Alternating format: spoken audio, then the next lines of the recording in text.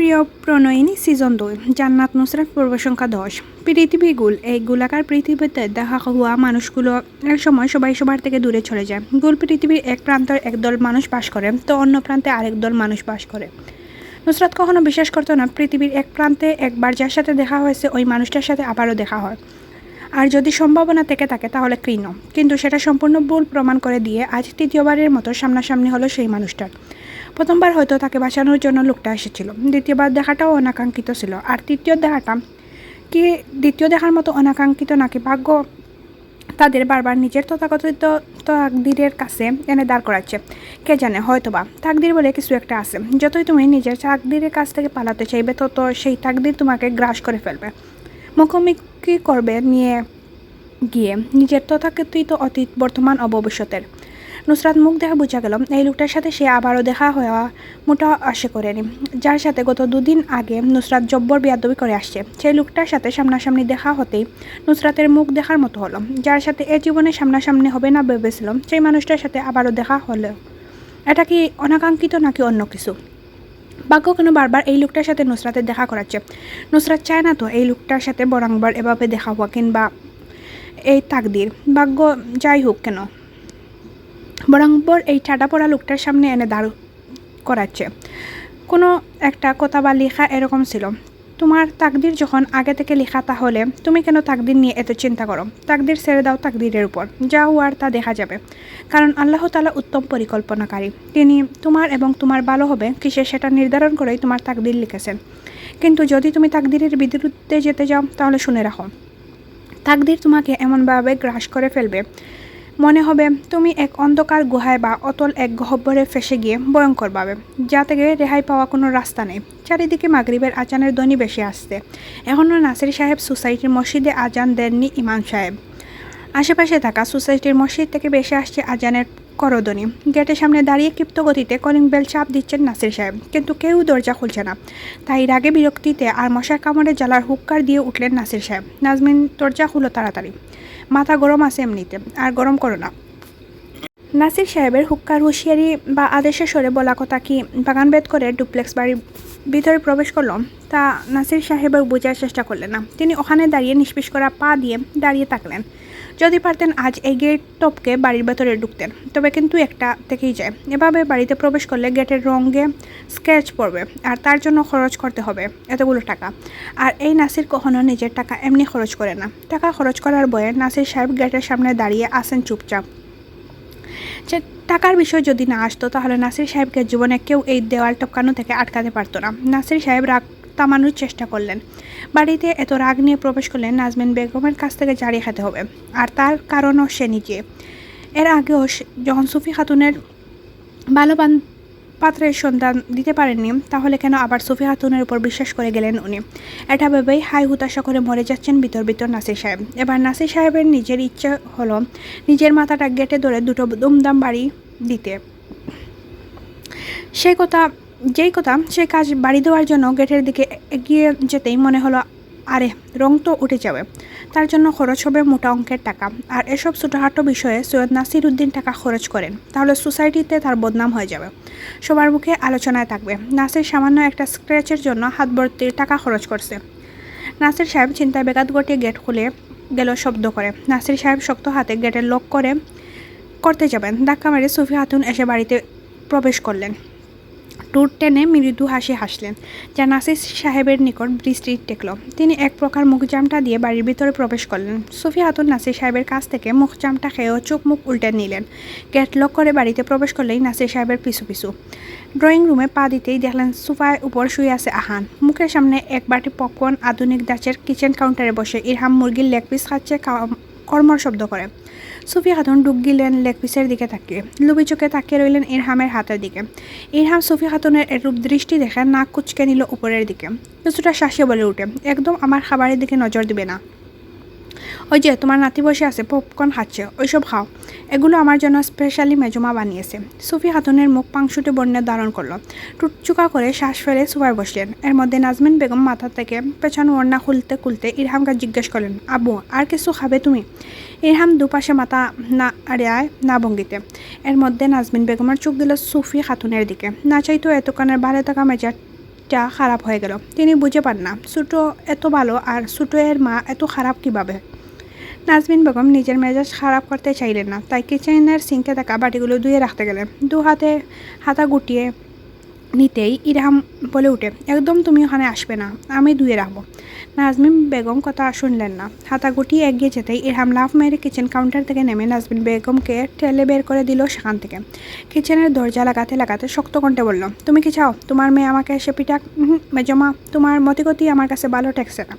নাজমিন বেগম বেজানো দরজার বাহিরে দাঁড়িয়ে জিজ্ঞেস করলেন, কেন?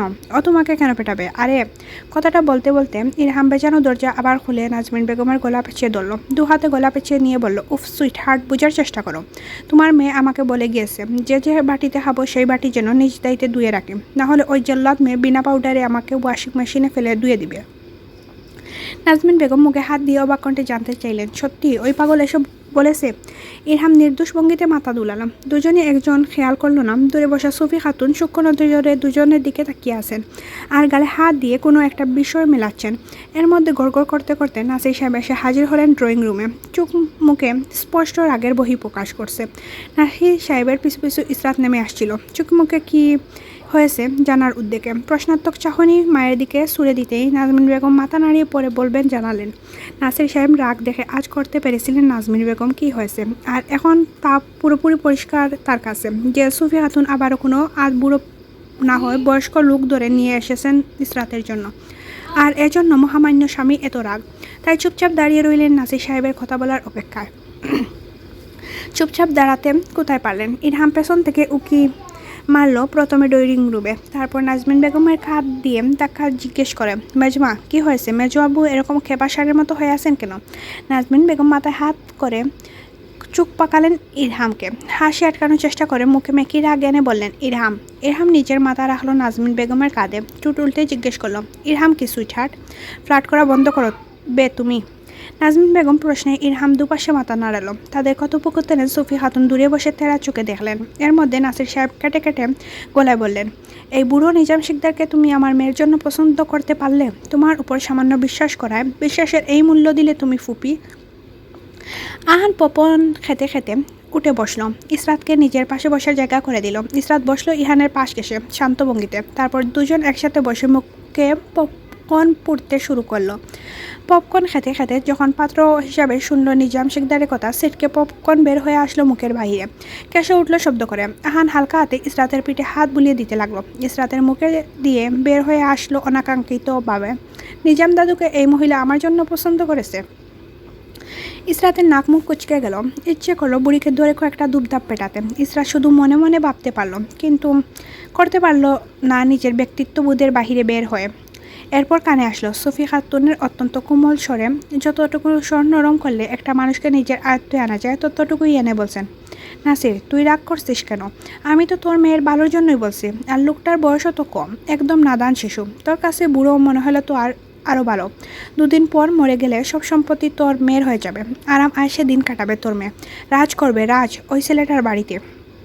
নাসির সাহেব হতবিহব্বল, চেহারার অবস্থা বেহাল। শুভ্রবর্ণের চেহারা ধীরে ধীরে লাল টুকটুকে হতে শুরু করলো। ইসরাত ও সমান অবস্থা, রাগে নাকের পাটা বারবার ফুলছে বাপ মেয়ের দুজনের। পাশে বহা আহান স্পষ্ট দেখলো বড় আপির বরংবর পা দিয়ে মেজের নখ উঠানো, দাঁতের সাথে দাঁত চেপে কটমট কটমট শব্দ করা, আর অতিষ্ঠ হওয়া চোখে তাকিয়ে থাকা। আহান গলার নিচে নামিয়ে বলল, আরে আপি, বলকুনার মতো ফুলো তোমার সাথে যায় না, ওইটা নুসরাত আপির সাথে যায়। এরকম দাঁতের উপর অত্যাচার করলে কম বয়সে বুড়ি হতে হবে, পরে মাত্র 21 বছর বয়সে তুমি দাঁতবিহীন হয়ে যাবে। সবাই তোমাকে ফুকলা বলে ডাকবে, আর এই ডাক কি আমি মেনে নিতে পারি? না, আমার এত কিউট সুন্দর গুলু লালটু আপি এত তাড়াতাড়ি ফুকলা হতে পারে, সেটা আমি কীভাবে মেনে নিতে পারি? আর সেটা আমি কেন মানবো? কখনো মানবো না। আহান নাটকীয় ভঙ্গিতে কথাটা শেষ করলো, চোখ বন্ধ করে বাপ্পারাজের মতো বলে উঠল ফিসফিস করে, না এ হতে পারে না, আমার আপি এত তাড়াতাড়ি ফুকলা হতে পারে না, আমি বিশ্বাস করি না। নাসির সাহেব চোখের পলক না ফেলে হা করে চেয়ে রইলেন সুফি খাতুনের দিকে। কিতকাল এক আঙ্গুল তুলে শেষাতে সুফি খাতুনকে বললেন, ফুপি খবরদার, এরূপ কথা আরেকবার যদি শুনি তাহলে আমি নাসির নিজের ভদ্রতা তোমার সম্পত্তি বজায় রাখবো না। আমার মেয়ে কি নদীর জলে বেশি এসেছে যে আমি নিজাম চাচার সাথে ওর বিয়ে দেবো? তোমার যখন চিন্তা দেখে আমি স্পিচলেস। একটা মানুষ কীরূপ চিন্তা করতে পারে? তোমাকে না দেখলে আমি জানতামই না। আর সম্পত্তির কথা আসলে আমার সম্পত্তি কি কম আছে? আর সব সম্পত্তি আমার ওপর, তার মানে আমার মেয়েরাই পাবে। আহান হি হি করে হেসে উঠল। তখনই সবার চোখে আহানের দিকে ফিরে গেল। নিস্তব্ধতা বিদীর্ণ প্রহরে ঘুরে গেল পুরো নাসির মঞ্জিল। আহান ডুক গিলে নিয়ে বলে, সরি হাসার জন্য। আরেকটা সরি, একটা কথা বলতে এসেছি আপনাদের বড়দের মধ্যে। আই হ্যাভ অ্যান আইডিয়া মেজাবু। আহান কাউকে কিছু বলার সুযোগ না দিয়ে চটপট কণ্ঠে বলে উঠল, আমরা এক কাজ করতে পারি। নানির বাসায় যিনি নাদান শিশু, নিজাম দাদুর সাথে নানির একটা সেট আপ করে দিলে কেমন হয়? একদম ম্যাচ ফর ইচ আদার লাগবে দুজনকে। আন কোনো রকম কথা শেষ করে হা হা করতে হাসতে লাগলো। সাথে ইসরাতও হাসতে শুরু করলো। হাসতে হাসতে ডরে পড়লো আহানের গায়ে। ইরাহাম হাসতে হাসতে মেঝেতে বসে পড়লো। পারে না সে মাটিতে পড়ে গোড়াগড়ি খায়। একমাত্র নাজমিন বেগম কোনো রকম হাসি আটকে দাঁড়িয়ে আছেন। বাচ্চাদের সাথে নিজে তাল মিলালে হাসলে বিষয়টা খারাপ দেখাবে। নাসির সাহেবের দিকে চোখ পড়তেই দেখলেন নাসির সাহেব মুখে হাত চেপে ধরে হাসছেন। দীর্ঘশ্বাস ফেললেন নাজমিন বেগম স্বামীর হাসিতে। এই লোকটা ধমক দিবে তা না করে এদের সাথে বসে দাঁত বের করে হা হা হি হি করে হাসছে। আরও কখন থেকে হাসছে নুসরাতের দিকে তাকিয়ে থেকে। নুসরাতের কাছে আরশের হাসিটা বিষয়ের মতো লাগলো। একটা মানুষের হাসি এত জঘন্য হয় কীভাবে? তা একে না দেখলে কখনোই নুসরাত বিশ্বাসের হতো না। নুসরাত নিষ্প্রাণ চোখে আরশের দিকে তাকিয়ে রইল। তখনই কানে আসলো গমগমে পুরুষালী স্বরে বলা কথা, যা তার উদ্দেশ্যে ছুড়ে দিয়েছে লোকটা। সরে বসমে, আর এভাবে তাকানোর কিছু নাই আমার দিকে আপনার। আরশের তীব্র গতিতে বলা কথা নুসরাত এক মুহূর্তের জন্য কথা বলতে ভুলে গেল। নিজের জায়গায় অরাস্যার হয়ে বসে রইল নিষ্প্রলক দৃষ্টিতে তাকিয়ে। তার এই এক দৃষ্টিতে তাকিয়ে থাকা আরশ লক্ষ্য করলো ধৈর্য নিয়ে দাঁড়িয়ে চুপচাপ স্থির ভঙ্গিতে দাঁড়িয়ে নিজের জায়গায় রইল নুসরাত সরে বসার অপেক্ষা। নুসরাত সৌরভীর দিকে চোখ ঘুরাতেই সৌরভী বলল, বেচারার গাড়ি নষ্ট হয়ে গেছে, একটু হেল্প চাইছিল, তাই আর কি হেল্প করতে নিয়ে এগিয়ে গেলাম। উনি আমাদের সাথেই সিলেটে যাবেন। নুসরাত মুখটা নিমেষে পাংশুটে বর্ণ ধারণ করলো। তার মুখ দেখেই বোঝা গেল সে আশা করেনি এই লোককে এখানে। আরশ ব্রু বাঁকিয়ে আদেশ দিয়ে বলল, সরে বসুন। নুসরাত সরে গেল। জায়গা করে দিল আরশকে বসার। আরশ নিজের লাগেজ পিছনে রেখে এসে বসলো নুসরাতের পাশের সিটে। সামনের সিটে বসেছে সৌরভী ড্রাইভারের সাথে। ধীরে ধীরে গাড়ি চলতে শুরু করলো। আধ ঘন্টা পার হলো। নুসরাত সৌরভী এমনকি আরশটিও শব্দ করলো না। প্রিন্ট ড্রপ সাইলেন্ট পুরো কার জুড়ে। সৌরভী এবার নীরবতা ভেঙে জিজ্ঞেস করলো আরশকে, ভাইয়া কি নিয়ে পড়াশোনা করছেন? পড়াশোনা শেষে আপনার? আরশ মোবাইল অফ বাটন চাপ দিয়ে বন্ধ করে নিল। বন্ধ করার আগে 1.5-2 বছরের একটি মেয়ের মুখের ঝাপসা কিছু অংশ দেখা গেল। তারপর টুপ করে মোবাইলটা বন্ধ হয়ে গেল। আরশ মোবাইলে নিজের গলায় ঝুলানো ব্যাগে ঢুকালো। কিছুটা অন্যমনস্ক থাকায় সৌরভকে আবার জিজ্ঞেস করলো, হ্যাঁ কী বলছিলে আপনি? সৌরভী আবারও একই প্রশ্ন জিজ্ঞেস করে, আপনার স্টাডি কমপ্লিট? আরশ পুরুষালী ধারালো কণ্ঠে প্রশ্নের উত্তর দিল, জি। আপনার সাবজেক্ট কী ছিল ভাইয়া? সৌরভী আগ্রহ নিয়ে জানতে চান। চোখে মুখে স্পষ্ট ফুটে উঠেছে উদ্দীপনা। আরশ দেখল মেয়েটার জলজল করা চোখের চাহনে প্রশ্নের উত্তর জানার আকাঙ্ক্ষা। এই বয়সে সকলের অজানা জিনিসের প্রতি কৌতূহল থাকে। তা দেখে হালকা হাসলো আরশ, যা অগোছালে বিলীন হয়ে গেল দন্তপাটির নিচে। পুরুষালী নির্ভীক চিত্তে উত্তর দিল সৌরভীর করা প্রশ্নে, ইকোনমিক্স। সৌরভী এবার কোনো প্রশ্ন করার আগেই আরশ জিজ্ঞেস করলো, নাম কি আপনার? সৌরভী হাসি হাসি মুখ করে মাথা কাত করে তাকা। আরশের দিকে তাকানোর আগে তীক্ষ্ণ চোখে তাকিয়ে থাকা নুসরাতের সাথে চুকাচুকি। নুসরাত দৃষ্টি শীতল, বাজ পাখির ন্যায় শিকারি। সৌরভীর সেদিক থেকে চোখ ফিরিয়ে উত্তর দিল, জি সৌরভী শিকদার। আরশ মাথা নাড়ায় বুঝায় ভঙ্গিতে। এবার সৌরভী জিজ্ঞেস করলো আরশকে, আপনার নাম কি ভাইয়া? নুসরাত দুজনের কথার ভিতরে নির্লিপ্ত। সারাদিন পটর পটর করা নুসরাতের ভিতর কথা বলার কোনো প্রকার উদ্দীপনা দেখা দিল না। আরশ রাশবাড়ি কণ্ঠে বলল, আরশ এলা। নুসরাত মোবাইলের দিকে এক দৃষ্টিতে তাকিয়ে রয়। ঠিক বোঝা গেল না আরশের কথা তার কানে গিয়ে পৌঁছেছি কি না। সৌরভী অবাক চোখে তাকায় আরশের দিকে। ডেপ ডেপ করে তাকিয়ে থেকে বলে ওঠে, ভাইয়া ও। সৌরভী সব কিছু গুলিয়ে ফেললো কথা বলতে গিয়ে। আরশ ব্রু কুচকিত করে মাথা একটু আঁকার সামনে জিজ্ঞেস করে, ও কি? নুসরাত এতক্ষণে নির্লিপ্ত জেরে ফেলে বলে ওঠে, ও কিছু না। সৌরভ মুখ খুলতে গিয়ে নিবে। নুসরাত দুপাশে মাথা নাড়ায়, চুটে আঙ্গুল রেখে চুপ দেখায়, যা আর চোখে লক্ষ্য করে আরশ টুট টিপে এবার জিজ্ঞেস করে, কি বলছিলেন বলুন আপনি? সৌরভী হাসেন, নিজের কথা এক নিমেষে গুছিয়ে নিয়ে বলে ওঠে, ভাইয়া পৃথিবী গুল, কিন্তু আবারও প্রমাণ হয়ে গেল। দেখুন আপনাদের বাড়ির একটু বিপরীতে যে বাড়ি, ওইটাই আমাদের বাড়ি। আরশ কিছু বলে না। এবার সরাসরি নিজের দৃষ্টি ঘুরায় নুসরাতের দিকে। জানতে চেয়ে জিজ্ঞেস করে সৌরভীকে, ওনার নাম? সৌরভী চটপট উত্তর দিতে গিয়েও থেমে যায়। নুসরাত সৌরভীর কথা ফুরন খেটে বলল, ময়না মির্জা। আরশ তরক করে নুসরাতের দিকে তাকায়, কৌতূহলী নিয়ে জিজ্ঞেস করে, আপনার সাথে আমার আরও একবার দেখা হয়েছিল কি? নুসরাত নির্লিপ্ত গলায় কাটকাট কণ্ঠে বলে, জি না। আরশ জিজ্ঞেস করে সৌরভীকে, ভবিষ্যৎ নিয়ে কি ভাবনা আপনার সৌরভী? সৌরভী নম্র কণ্ঠে উত্তর করে, জি, গৃহীণ হব। আরশ হাসে একটু, আবারও জিজ্ঞেস করে, পড়াশোনা কত দূর? সৌরভী জটপট গলায় উত্তর দেয়, অনার্স ফার্স্ট ইয়ার। ময়না মির্জা, আপনার ভবিষ্যৎ নিয়ে কি ভাবনা? আরশের চারটা স্বরে করা প্রশ্ন নুসরাত টুট বাঁকা মৃদু কণ্ঠে বলে, বিয়ে শাদী করবো, বাচ্চা পয়দা করবো, পাশের বাড়ি আন্টিদের সাথে বসে আরেক বাসার বাবি আন্টিদের নামে চুগলি করব, এই ভাবনা আমার। আরশ নিজের চোখে উষ্ণ পাওয়ার চশমা খুলে হাতে নিয়ে গম্ভীর কণ্ঠে বলে উঠেন, আমি এটা জিজ্ঞেস করিনি। নুসরাত আরশের কথা কেটে দিয়ে ব্যগ্রতা নিয়ে জিজ্ঞেস করে, তাহলে কি জিজ্ঞেস করছেন আপনি? আরশ নিষ্প্রাণ দৃষ্টি সামনের দিকে স্থির করে উদাসীন কণ্ঠে জানতে চায় আবার, ভবিষ্যৎ সম্পর্কে আপনার জানতে চেয়েছি, ভবিষ্যৎ প্ল্যান কি? নুসরাত টুটির আগায় প্রশ্নের উত্তর ছিল মনে হন, ঝটপট উত্তর দিতে গিয়ে একটু সময় থামল, তারপর এক মুহূর্ত বিলম্ব না করে আগের মতো অবিচল কণ্ঠে বলল, আমি রাস্তায় প্রতিবন্ধী সেজে বসে থাকবো, আর আমার জামাই ভিক্ষা করবে, সাথে সাথে বলবে আল্লাহ নবীজির নামে 4টা দিয়ে যান। সৌরভী নিরর্থক অভিমত পোষণ করলো, এই মেয়ের দ্বারা সবই সম্ভব, হয়তো দেখা যাবে বেশি কাটতে গেলে এর বেচারা ভবিষ্যৎ জামাইকে নিয়ে সত্যি সত্যি রাস্তায় নেমে গিয়েছে ভিক্ষা করতে। তাই সৌরভী নিজেও টুটি জিভার এটে বসে রইল সামনের সিটে। আর কথা বলল না, অনেক কথা বলেছে আজকের জন্য, মুখ ব্যথা হয়ে গিয়েছে তার, তাই মোবাইল আবার পকেট থেকে বের করে স্ক্রল করতে লাগলো চুপচাপ। মাগরিবের আজান দিয়েছে কিছুক্ষণ আগে, আর সৌরভীদের গাড়ির একপাশে দাঁড় করে গিয়েছিল 10 মিনিটের জন্য মসজিদে। গাড়ি থেকে নামার আগে পরনের ডেনিম জ্যাকেটটা রেখে গিয়েছে নিজের সিটের উপর। সেখান থেকে ব্ল্যাকবেরির মিষ্টি গান সুর করে প্রবেশ করে গাড়ির বসে থাকা 2 রমণীর নাশারন্দের ভিতর। দীর্ঘ 10 মিনিট পর যখন আরশ ফিরে আসলো, তখন দেখলো নুসরাত বুসবুস করে শব্দ করে ঘুমাচ্ছে সিটের মতো, মাথা এদিকে কাক করে আসে। আরশ গাড়িতে বলে গাড়ির দরজা টেনে লাগিয়ে দিল, তারপর হাত বাড়িয়ে নুসরাতের মাথা টেনে আনলো সিটে। আলগুসে সিটের উপর রেখা দিল মেয়েলি মাথাটা, নিজের পিঠের পেছনে কুশন বের করে নিয়ে নুসরাতের মাথার নিচেদের সযত্ন করে।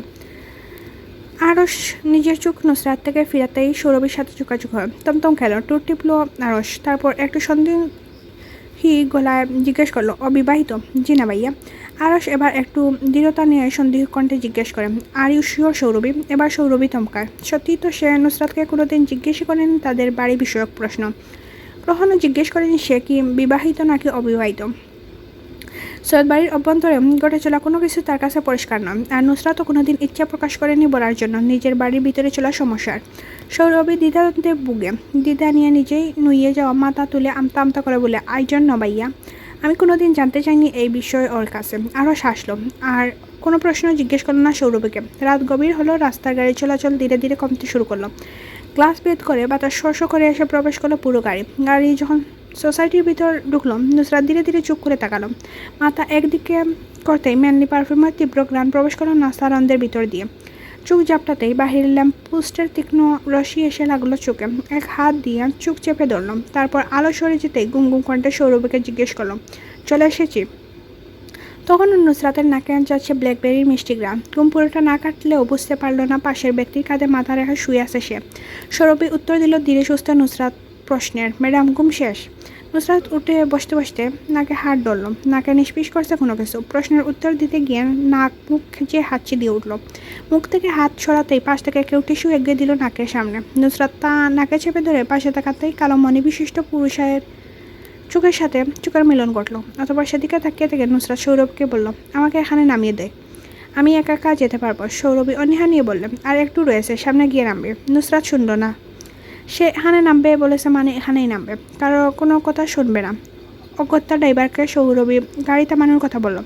ড্রাইভার গাড়ি থামাতেই নুসরাত নিজের এয়ারপোর্ট ল্যাপটপ ব্যাগ আর মোবাইল থাবা মেরে চেপে ধরে নেমে যেতে নিবে। আরশ জিজ্ঞেস করলো, বিবাহিত?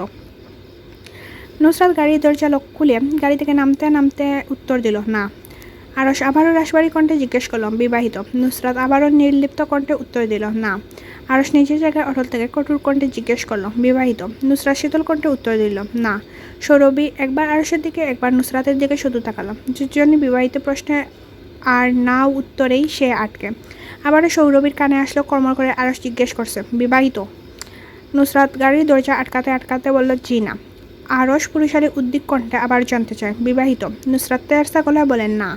আরশ টুট বাঁকিয়ে হাসে, নুসরাতের দিকে একবার তীক্ষ্ণ চোখে বলিয়ে নিয়ে বলেন, আপনি কি বিবাহিত ময়না মির্জা? আসে আরও শেষের কথাটা একটু টেনে টেনে বললাম, যেন নুসরাতের নামের টাটটা উড়ালো। নুসরাত ও কাট কাট গলায় বলে, আই এম পিওর সিঙ্গেল ভাইয়া, আপনাকে আমারকে দেখেই বোঝা উচিত। আরস টুটে হাসি ফুটে উঠে, যা গাড়ির অন্ধকারে থাকার দরুন বোঝা মুশকিল হয়। আরস তীক্ষ্ণ গলায় জানতে চায়, শেষবারের মতো জিজ্ঞেস করছে, মিস অর মিসেস বিবাহিত কিনা? পরের বার উত্তর দেওয়ার জন্য সময় থাকবে, কিন্তু উত্তর দিতে পারবেন না ময়না মির্জা। আরসের কণ্ঠে অদৃশ্য কোনো কিছুর অনুভব করল নুসরাত, তবু নিজের দৃঢ়তার অটল থেকে রকরকে গলায় উত্তর দিল, আমি অবিবাহিত অবিবাহিত অবিবাহিত হয়েছে, এবার আমি চাই। আরস ল্যাম্পপোস্টের গুলাটে আলো নির্বাক চোখে ধৈর্য ধরে বসে নুসরাতের মুখের পরিবর্তন দেখলো, কীরকম হয়েছে তার করা প্রশ্নে।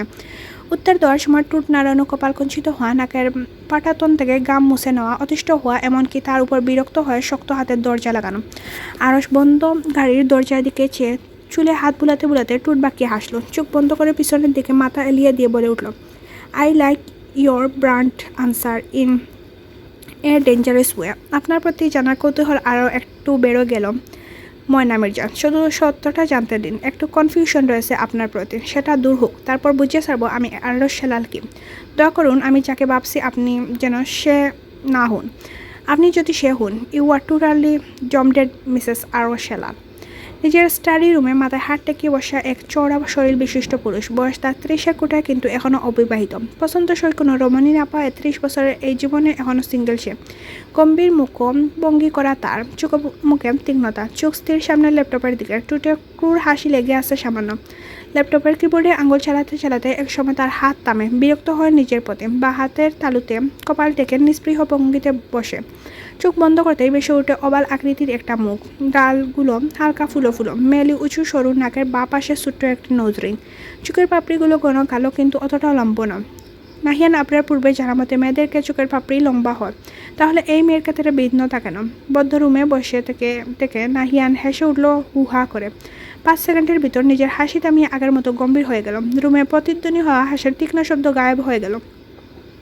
এর কিছু মিনিট পর নাহিয়ান উঠে দাঁড়ালো। উঠে দাঁড়াতেই বেশি উঠল পুরুষালী শক্তপোক্ত শরীর, ড্রপ শোল্ডার টি শার্ট পরনে থাকা, হাতে বড় বড় মাসাজগুলো বাসতে স্পষ্ট। সাদা রঙের গেবার্ডিন প্যান্টটা নিচের দিকে গুটিয়ে টাকনুর উপর রাখা, 14 পয়েন্টের শরীরটা নজর করা সুন্দর। 2 ব্লক হেয়ার কাটটা নাহিয়ানের মুখের সাথেই মানানসই। 6 ফুট লম্বা পুরুষটাকে এই হেয়ার কাটে আরও বেশি আকর্ষণীয় করে তুলছে। তুতনির হাত বুলালো নাহিয়ান, হাতে খোঁচা লেগে ছোটো ছোটো দাড়ি, হাত বুলাতে বুলাতে টুট বাকিয়ে হেসে আবার নিজের রিডিং টেবিলে বসে গেল সে। হাতগুলো মুখের সামনে তুলে ধরতেই বাহির থেকে টুকটুক করে শব্দ আসলো। নাহিয়ান গম্ভীর পুরুষালী দাঁড়ালো কণ্ঠে বাহিরের মানুষের উদ্দেশ্য বলল, কামিং মিস্টার শেখর রায়। নাহিয়ান দৃঢ়তা নিয়ে লোকটাকে দেখা দেখা বোঝা গেল এতক্ষণে ওনার অপেক্ষায় এই স্টাডি রুমে বসে সে। শেখর রায় অনুমতি পেতেই ভিতরে প্রবেশ করলেন। হাতে ওনার এক গাদা কাগজের স্তূপ। রিডিং টেবিলের সামনে দাঁড়াতেই নাহিয়ান হাত দিয়ে দেখালো সামনের চেয়ারে বসার জন্য। শেখর রায় চেয়ার টেনে বসে পড়লেন। কাগজ বললে বল, মোটা মোটা দুটো ফাইল রাখলেন কাছের টেবিলের উপর মিস্টার শেখর। নাহিয়ান ফাইলগুলো দেখে নিজের রিডিং টেবিলের ড্রয়ার খুলে ছোট্ট লেন্সের এক জোড়া কালো চশমা বের করে চোখে এঁটে দিয়ে নাহিয়ান তার পুরুষালী গম্ভীর চিত্তে বজায় রেখে বললাম, what's the girl's name mister Shekhar Roy? Shekhar Roy চোখ নিচের দিকে নামিয়ে নিয়ে বলে উঠেন, সৈয়দা নুসরাত নাসির। কাগজের স্তূপের দিকে নাহিয়ান চোখ বুলাতে বুলাতে বলল, এইজ। শেখর উত্তর দিলেন, 19। নাহিয়ান মুখ দিয়ে বের হয়ে আসলো, পারফেক্ট। ফাইলগুলোতে চোখ বুলাতে বুলাতে আবারও একই দৃঢ়তা নিয়ে পুরুষালী পুরো কণ্ঠে জিজ্ঞেস করলেন, ওয়েট? শেখর আবারও নিরুত্তর কণ্ঠে বললেন, জি স্যার, 48। নাহিয়ান এবার চোখ তুলে থাকা শেখর রায়ের দিকে ঠান্ডা কণ্ঠে জানতে চায়, বিবাহিত নাকি অবিবাহিত? স্যার, এই বিষয়ে কোনো উত্তর খুঁজে পাইনি এখনও, কারণ অনেকেই বলছে বিবাহিত, আবার অনেকে বলছে ম্যাম অবিবাহিত। নাহিয়ান মাথা দোলালো। তীক্ষ্ণ কণ্ঠে মিস্টার শেখরকে উদ্দেশ্য করে শক্ত গলা বলে, এখন আপনি আসতে পারেন মিস্টার শেখর, আবার প্রয়োজন হলে ডেকে পাঠাবো। অ্যান্ড আপনাদের ম্যাডামের দিকে নজর রাখবেন, প্রতিটা সেকেন্ড কী করছে তার একটা সূক্ষ্ম ইনফরমেশন আমি চাই। মিস্টার শেখর ওকে স্যার বলে উঠতে যাবেন, এর মধ্যেই নাহিয়ান আবার ডেকে উঠল। তীক্ষ্ণ চোখে তাকিয়ে থেকে জিজ্ঞেস করলো, মিস্টার ইনফরমেশন বের করতে 3 দিন কেন সময় লাগলো আপনাদের? মিস্টার শেখর কিছুটা বরকে গেলেন, মৃদু কণ্ঠে ডেকে উঠলেন, স্যার। নাহিয়ান টুট টিপল, কপালে বাজ ফেলে গমগমে পুরুষালী হাসকি গলায় শাসল কণ্ঠে বলল, স্যার আমি শুনতে চাইনি মিস্টার শেখর, আমি আমার প্রশ্নের উত্তর চাইছি আপনার কাছে। মিস্টার শেখর ডুব গেলেন, ধীরে ধীরে বলতে শুরু করলেন, স্যার আপনি বলেছিলেন ম্যামের বাসা ব্রাহ্মণবাড়িয়া। গত 2 দিন যাবৎ আমরা সবাই ওনার খোঁজ করেছি সেখানে, কিন্তু কোনো সন্ধান পাইনি। এরপর জানা গেল যে ম্যাম ওখানে বেড়াতে গিয়েছেন, উনি ফ্লাইটে বা ট্রেনে করে যাননি, বাই রোড গিয়েছিলেন। এর জন্য একটু সময় লেগেছিল ম্যামের খোঁজ পেতে। নাহিয়ান সূক্ষ্ম চোখে তাকিয়ে থেকে জিজ্ঞেস করেন মিস্টার শেখরকে, ম্যাডামের বাসা কোথায়? মিস্টার শেখর অত্যন্ত কোমল কণ্ঠে জানান, সিলেটে। সকাল 6টা, সৈয়দ বাড়ি বাগানে বসে আছে ইসরাত। চোখ বন্ধ করে, একবার নাক বন্ধ করে সকালে শীতল পাতা আহরণ করছে নিজের মধ্যে, আবার শ্বাস ফেলে নিজের ভিতর কার্বন ডাই অক্সাইড বের করে দিচ্ছে। এক সময় এরকম করতে করতে নাক বন্ধ হয়ে গেল মেয়েটার। অক্সিজেন সূক্ষ্মতা অনুভব করে চোখ খুলে তাকালো। চোখের উপর কালো কিছু আবরণ দেখা বরকে গেল। বরকে গিয়ে চিৎকার করতে যাবে, এর মধ্যে নুসরাতের গলা স্বর ভেসে আসলো, ভাই এখানে বসে কি করছিস? বাইরে গিয়ে কমফু কর, তাহলে একদিন রোগা পাতলা হয়ে যাবে, পাতলুর মতো। নুসরাতের কথা শেষ করে এক হাতে সামনে এনে হা হু করে শুরু করলো। ইসরাত নিজের মুখের উপর থেকে জিনিসটা সরাতেই চোখে বাসলো আন্ডারওয়্যার। ওয়াক ওয়াক করে বমি করতে যাবে নুসরাত বলল, বোন আমার থাম, এভাবে বমি টমি করে আমার এত সুন্দর বাগান নষ্ট করিস না। এটা আমি গত সপ্তাহে লোকাল বাজার থেকে ফকফকা 50 টাকার নোট দিয়ে তোর জন্য স্পেশালি কিনেছি, যাতে তুই এতে সর্দি মুছতে পারিস। বল, একদম ভালো কাজ করছি না? তুই তো আবার লোকাল জিনিস ইউজ করিস না, ব্র্যান্ডেড মাল ইউজ করিস। নুসরাত কিছুটা টেনে টেনে শেষের কথা বলল। ইসরাত চোখ তুলে নুসরাতের দিকে তাকায়, যে হাসি হাসি মুখ করে ইসরাতকে অবকলন করছে। দ্বিধা পড়া কণ্ঠে সত্যতা যাচাই করতে জানতে চায় সত্যি। নুসরাত বিরক্তি নিয়ে এগিয়ে আসে ইসরাতের দিকে, টেনে মাদুর থেকে তুলতে তুলতে বলে, আমার মা, আমি মিথ্যা কথাই বলি না, তুই জানিস না আমি কি তোর মতো একটা বোকা মেয়েকে মিথ্যা কথা বলতে পারি? নুসরাতের কথা শেষ হতেই ইসরাতের হাতের গাঁটটা লাগে তার মাথায়। ইসরাত কাটকাট করতে জিজ্ঞেস করে, মিথ্যা কথা বলার জায়গা পাস না? তুই আর মিথ্যে দুজনই একে অপরের খালাতো ভাই বোন। নুসরাত ইসরাতের মাথায় হাত দিয়ে পেঁচিয়ে ধরে বলে ওঠে, এত সত্যি কথা বলতে নেই, চল পার্কে একটু হাঁটাহাঁটি করে আসি।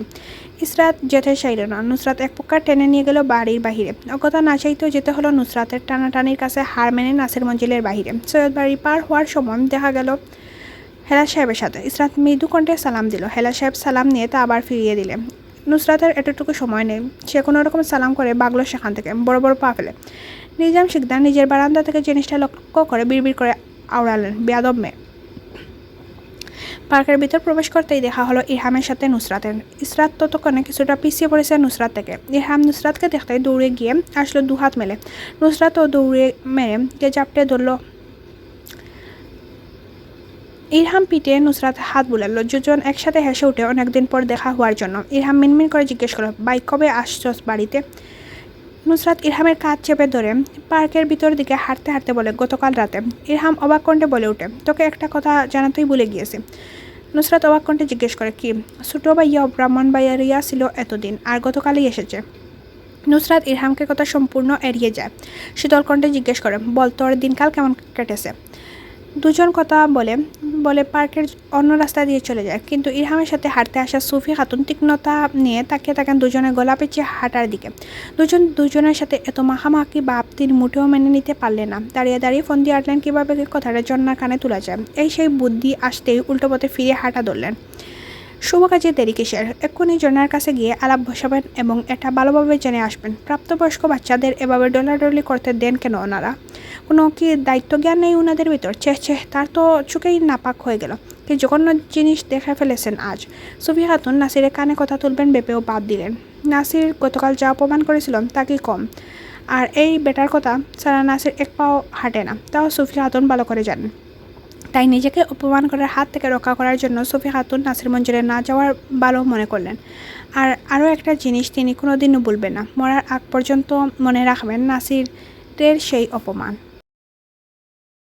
পার্কের ভিতর নুসরাতকে খুঁজে না পেয়ে ইসরাত ফিরে গেল বাড়ির দিকে। রাস্তার পাশ ঘেঁষে বেড়ে ওঠা সবুজ ঘাসের উপর শুয়ে থাকা একটা ছোট্ট বিড়ালের সাথে দেখা হলো ইসরাতের। ইসরাত বিড়ালটা কুলে তুলে নেয়, মাথায় হাত বুলিয়ে দেয় যত্ন সহকারে। হাত বুলাতে বুলাতে নিজের হাতের সাথে মাপ ঝুঁক নেয় তার হাত থেকেও ছোট বিড়ালটা। তখনই নিজের পেছন থেকে বেশি আসে স্পষ্ট জাইনের গলার আওয়াজ, ইসরাত, বিড়াল পরিষ্কার নয়, আপনি কেন বিড়ালটিকে পরিষ্কার না করে স্পর্শ করছেন? ইসরাত কেঁপে উঠল ঘমঘমে পুরুষালী পুরো কণ্ঠে। নিজের পিছন থেকে বেশি আসছে পুরুষালী গলাটা। কপাল কুঞ্চিত করে ভাবেন, আগে বলে দিলেন না কেন? তাহলে তো পরিষ্কার করে স্পর্শ করতাম। মনের কথা মনে রেখা জাইনের মুখের দেখার জন্য গাড় বাঁকা সামান্য। অক্ষিকুটির বাসে পুরুষালী শুভ্রবর্ণের মুখ। জাইন টুট জিব্বা দিয়ে ভিজিয়ে নিয়ে বিড়ালটাকে ইসরাতের হাত থেকে ছাড়িয়ে দেয়, আবার গাছের উপর বিড়ালটাকে রেখে দেয়। তারপর পকেট হাত ঢুকায়, কিছু একটা খোঁজ করে পকেটের হাতে কাঙ্ক্ষিত বস্তুর স্পর্শ পেতেই মুঠো পুড়ে নেয়। ইসরাত কৌতূহল নিয়ে তাকিয়ে ছিল জাইনের দিকে। জাইন জিনিসটা মুখ খুলে ইসরাতের হাতে স্প্রে করতে করতে বলে উঠে, ও এখনও ছোটো, তাই ওকে এখানে রাখুন, বড় হলে নিয়ে যাবেন নিজের বাসায়। ইসরাত মেনে নেয় শান্ত ভঙ্গিতে জাইনের কথা। চুপচাপ চলে যেতে নিবে জাইন হাত টেনে ধরে। ইসরাত প্রশ্নাত্মক চাহনি ছুড়ে দিতে জাইন বলে, বাসায় গিয়ে হাত ভালো করে পরিষ্কার করে নেবেন। ইসরাত নিজের হাত ছাড়ায় না জাইনের হাত থেকে, পুরোপুরি শরীর ঘুরিয়ে পিছনে ফিরে দু হাত আড়াআড়ি বুকে বেঁধে নিয়ে জিজ্ঞেস করে, আপনি যে একজন কার্ডিওলজিস্ট সেটা বরংবর আমায় বোঝাতে হবে না, আমি জানি কীভাবে নিট অ্যান্ড ক্লিন রাখতে হয়। জাইন জিব্বা দিয়ে টুট বেজান। ইসরাতের হাত আরেকটু বল প্রয়োগ করে চেপে ধরে বলে ওঠে, আমি সেটা বলিনি ইসরাত আপনাকে। আপনি যাই বলুন। আপনার কথা শুরু হয় ডিসিপ্লিন দিয়ে আর শেষও হয় ডিসিপ্লিন নিয়ে, ইসরাতের শীতল কণ্ঠে বলল। কথা শেষ করে নিজের হাত ছাড়ানোর চেষ্টা করতেই জাইন ইসরাতের কবজি চেপে ধরল। তীক্ষ্ণ কণ্ঠে বলল, লাফঝাপ করছেন কেন ইসরাত? আপনি না শান্ত ভদ্র মেয়ে? তাহলে শান্ত ভদ্র সুশীল মেয়ে হয়ে দাঁড়িয়েই থাকুন আমার সাথে।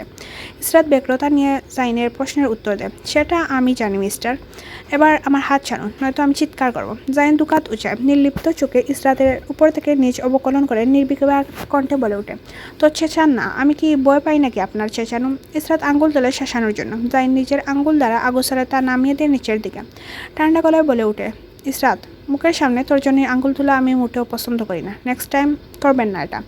ইসরাত সরু চোখে দেখা জাইনকে কুরুতা নিয়ে বলে, তা আমার দেহার বিষয় না, আপনাকে কি বিরক্ত করে আর কি না করে। জাইন ইসরাতের কবজি একটু শক্ত করে চেপে ধরে অন্য রাস্তা দিয়ে হাঁটতে হাঁটতে বলে, অবশ্যই, কারণ আমার ভবিষ্যতের দায়িত্ব আপনার উপর নির্ভর করে। ইসরাত চেঁচাতে যাবে, জাইন টুটে আঙ্গুল দেখে বলল, চুপ, একটা শব্দ নয় ইসরাত। ইসরাত মূর্ছা নিজের হাত ছাড়ানোর চেষ্টা করতে করতে বলে উঠে, আমি কিন্তু চাবু বলছি, ছাড়ুন আমার হাত। তো চেঁচান, আমি না করেছি নাকি? এতে কিন্তু আপনারই লস। ইসরাত প্রশ্নাত্মক চাহনিতে জাইনেরকে জিজ্ঞেস করে, কিভাবে? দেখুন, আপনি চিৎকার করবেন ইসরাত, মানুষ আসবে আপনাকে বাঁচাতে, তখন আমাকে জিজ্ঞেস করবে আমি কেন আপনাকে টেনে নিয়ে যাচ্ছি। আমি সোজা উত্তর দেব, আপনি আমার বউ, 12 বছর আগে বিবাহ করে রেখে গিয়েছিলাম, এখন বউ বিবাহ মানছে না, তাই বউকে আমার বাসায় বোঝাতে একটু ওই দিকে নিয়ে যাচ্ছি। ইসরাত উপর নিচ মাথা নাড়া জাইনের কথা, আবার তড়াক করে জিজ্ঞেস করে, কিন্তু প্রমাণ কোথায় আপনি আমার স্বামী? জাইন হাসলো, ইসরাতের চোখের দিকে তাকিয়ে বলল, আমাকে এত বোকা ভাববেন না ইসরাত, আমি মাঠে খালি হাতে নামিনি, বেলবল, স্টাম্প, প্লেয়ার, এম্পায়ার সব নিয়ে নেমেছি, আমার প্রশ্নের উত্তর আমি পাইনি। ইসরাত রিনডিনি গলায় বলে উঠল। জাইন ইসরাতের মাথায় হাত দিয়ে টুকা দিয়ে বলে, বুকা ইসরাত, আমার কথার মধ্যেই উত্তর আছে, আপনি কষ্ট করে জ্ঞান কাজে লাগিয়ে খুঁজে দিন। ইসরাত জাইনের ছোড়া পুরুষালী পৃষ্ঠদেশের দিকে তাকিয়ে তাকান। নাকে ম্যান্ডি পুরুষালী পারফিউমের করা গ্রান, সাথে পুদিনার আর কুলনের গ্রান আসছে। ইসরাত চোখ বন্ধ করে মিষ্টি সেই গ্রানটা টেনে নেয় নিজের ভিতর। জাইন পিছনে ইসরাতকে দাঁড়িয়ে পড়তে দেখে মনে করে পালানোর চেষ্টা করছে মেয়েটা, তাই গাড় ঘুরিয়ে তোরাক করে তাকায় পিছনে। ইসরাত তখন নিজ দেখা স্থির হয়ে দাঁড়িয়ে থেকে মিষ্টি সেই গ্রানটা টেনে নিচে নিজের ভেতর। জাইন স্থির দাঁড়ানো ইসরাতের দিকে এক পা এগিয়ে যায়, তারপর দু পা, তারপর 3 পা, এরকম করে একদম ইসরাতের সন্নিকটে চলে আসে। টান টান হয়ে দাঁড়ানো জাইন সামান্য গিবা বাক্যে নিজের মুখ ইসরাতের মুখের কাছে নিয়ে আসে। রেড চেরির মতো লাল বর্ণের পুরুষালী টুট জোড়া নাড়িয়ে নাড়িয়ে শীতল কণ্ঠে ইসরাতের শোনার মতো করে বিড়বিড় করে আওড়া, 1000 বছর আপনার দিকে তাকিয়ে থাকলেও আমার চোখের তৃষ্ণা কখনোই মিটবে না।